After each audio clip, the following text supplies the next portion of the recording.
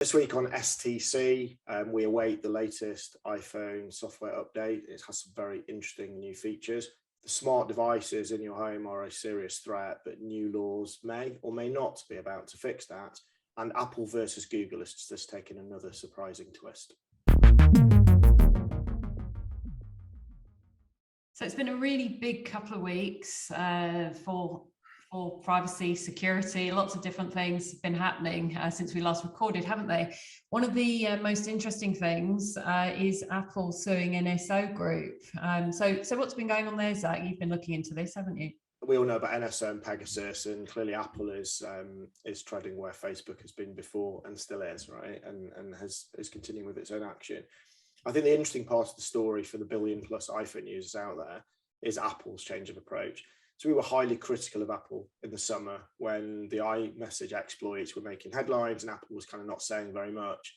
And then when it did talk, it kind of said, well, it's not hit many people. And you kind of remember, I think it was 14.7, and did it fix it? Did it not fix it? And no one could work it out. And the whole black box software thing here. Anyway, now we've seen some openness, a bit of transparency from Apple, explain what went on, what it's doing to fix the problem, and the fact that it will warn people that are hit in the future. So I think we all welcome that as a change of tack from Apple, and that I think is maybe the bigger story than the specifics of NSO, which is clearly on its knees at the moment.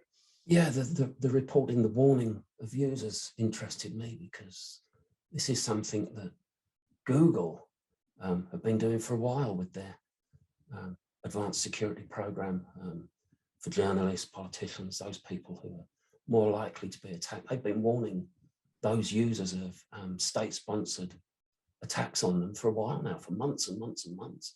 It just seems that Apple are playing catch-up a lot lately.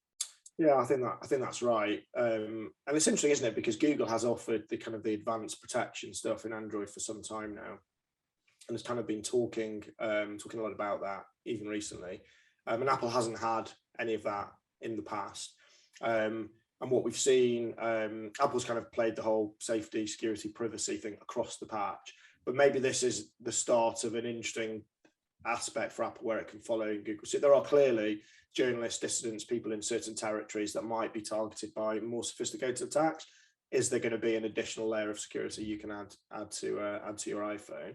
What was interesting in terms of Apple's the stuff that came out from Apple on NSO was it talks about the fact that if you like, the attack was we kind of knew this, but it was confirmed it was inside the iCloud enclave. So in essence, you're using the trusted ecosystem to attack a device.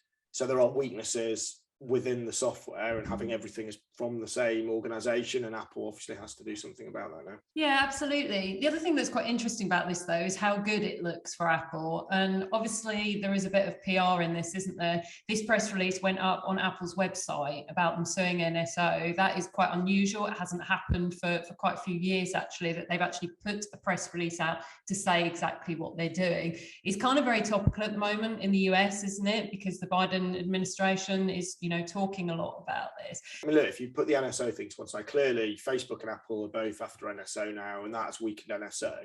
So I think on that side, the message is if you are a commercial entity, we've seen Apple sue other people as well for messing around with the iPhone commercially and selling their wares, if you like. So I don't think that's not the first time, but you clearly can't set up an investable Western entity and go after big tech and expect big tech not to do anything about it. Contrast that with the Chinese hacking competition that you covered a couple of weeks ago, Davey, where they kind of stripped down an iPhone 13 with 1502, I think, had on it. So clearly the threat hasn't got away, but good luck suing hackers in China as opposed to suing an entity that's backed by US investment here in the West.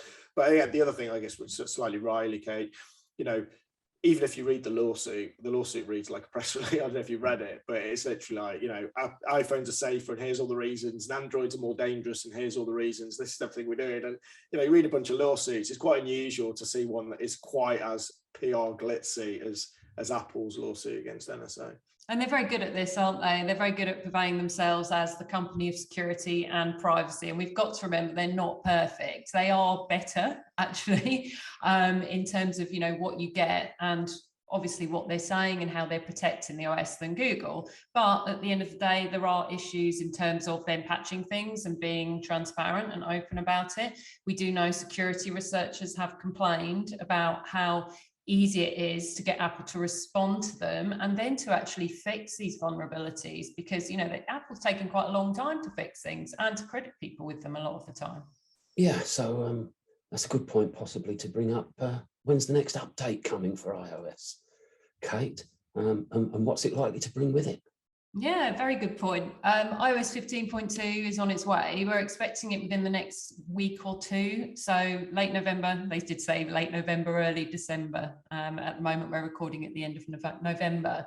That big release comes with lots of new privacy features. There will be some security updates as well, which will be fairly important. Probably it's been a little while since security updates happened.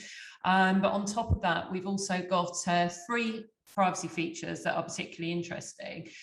One is an evolution of app tracking transparency, which is a app privacy report.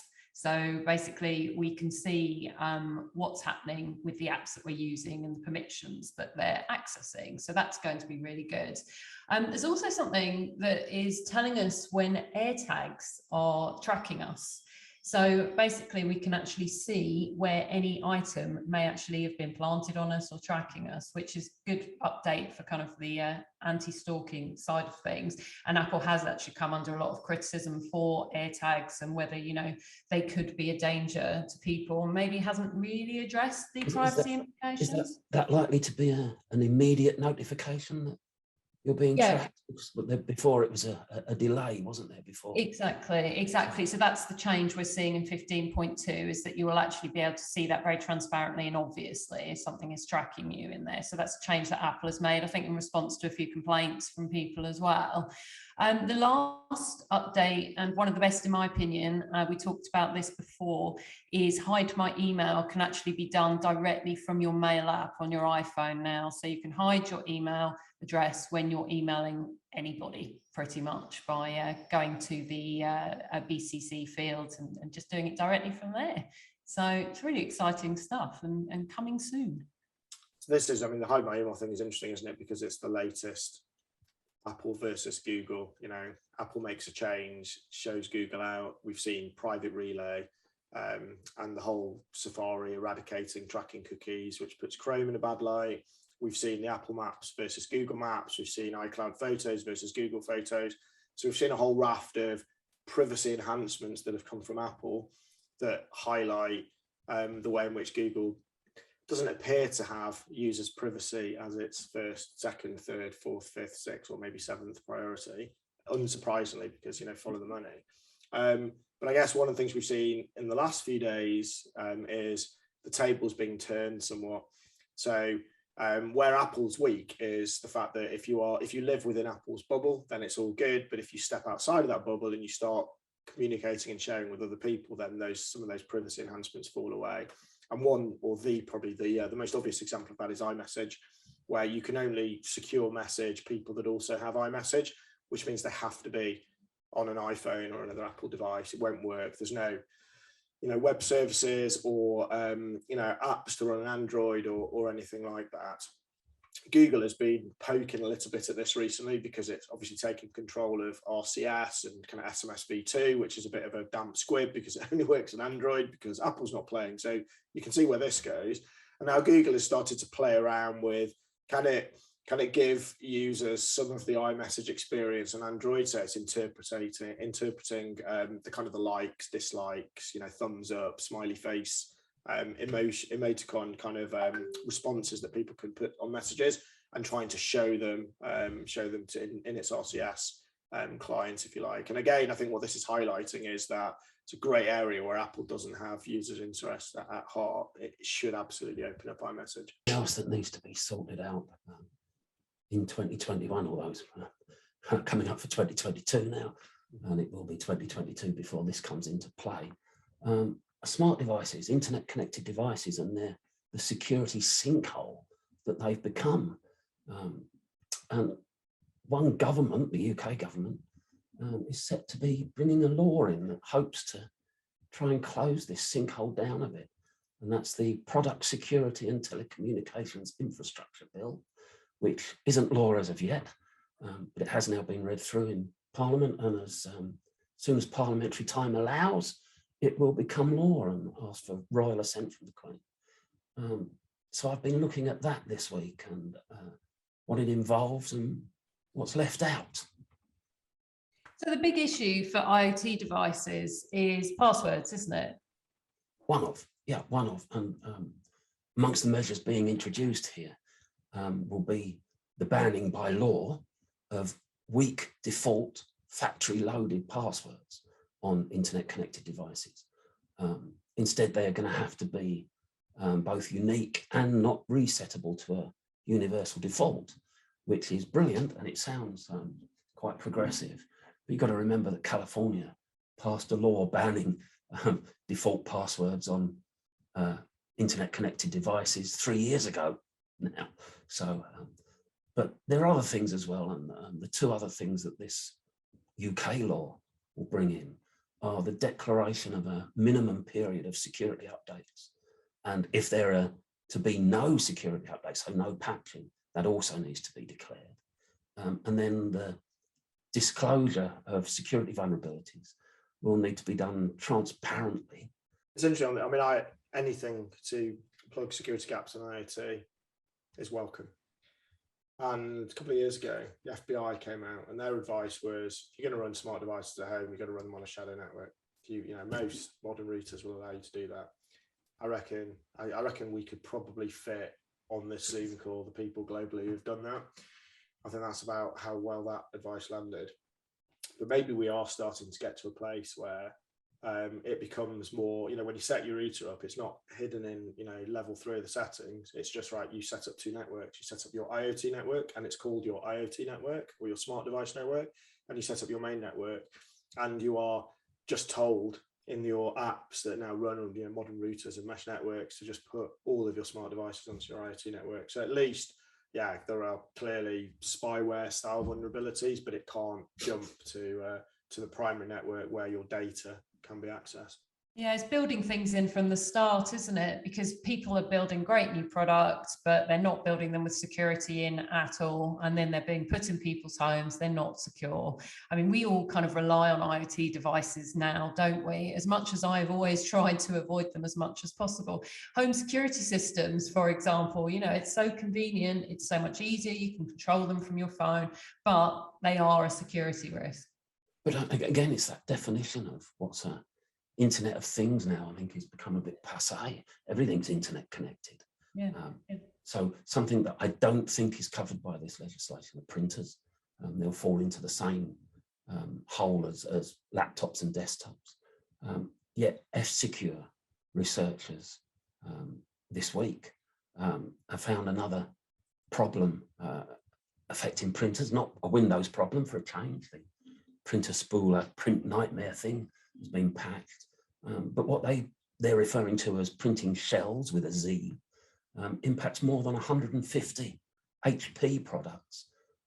They looked at a multifunction printer and found that there were exploitable bugs, exploitable vulnerabilities in the comms board and the font parser that could give an attacker remote code execution. Now, HP's issued firmware patches, and I'll throw the links to those into my article. But this is important. You think of a printer, you don't really think of it as a threat to your network, but it is, because attackers who exploit vulnerabilities in printers can steal information, because there's a lot of information goes into a printer cache. They can introduce misinformation into a business. And more importantly, there's the potential to pivot to the business network itself. And that's quite serious, and people don't take it seriously enough. I mean, it comes back to Zach's point about isolating devices on networks. Printers shouldn't really be on that same network where it's so easy to hop over onto the main network and get into things you shouldn't. It's a double-edged sword, right? Because printers, VoIP phones, whatever, you give them, particularly printers, you give them access to the outside world so they can go get their firmware updates. That introduces the risk, right? If your printer's isolated, they can't see anything, then you're fine. But the minute that printer's reaching out, If there's a vulnerability in that reach out, then that can be exploited. You can find that port, you can come back in, go through the printer onto the network, and then you can access everything because you're inside the network.